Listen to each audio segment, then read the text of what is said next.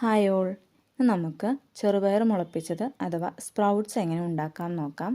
ആദ്യം തന്നെ ഒരു ബൗളിലേക്ക് കുറച്ച് ചെറുപയർ എടുക്കുക.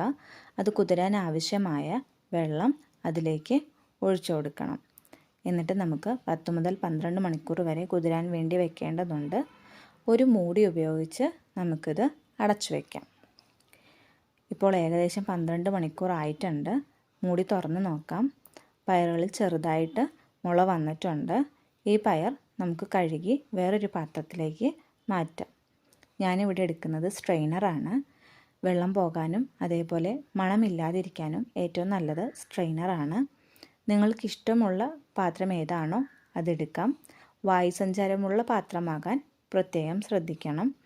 സ്ട്രെയിനറിലേക്ക് കഴുകിയ പയർ ഇട്ട് കൊടുക്കാം. സ്ട്രെയിനറിൻ്റെ അടിയിൽ ഒരു പാത്രം വെച്ച് കൊടുക്കണം വെള്ളം വീഴാനായിട്ട്. ഇതിന് ശേഷം നമുക്ക് വീണ്ടും 10 മുതൽ 12 മണിക്കൂർ വരെ വെക്കേണ്ടതുണ്ട്. ഒരു മൂടി ഉപയോഗിച്ച് നമുക്കിത് അടച്ചു വയ്ക്കാം. ഇടയ്ക്ക് മൂടി തുറന്ന് വെള്ളം കുറച്ച് തളിച്ച് കൊടുക്കേണ്ടതായിട്ടുണ്ട്. മുള വരുന്നതിന് ഇത് വളരെയധികം നല്ലതാണ്. വീണ്ടും നമുക്ക് ഇത് അടച്ചു വയ്ക്കാം.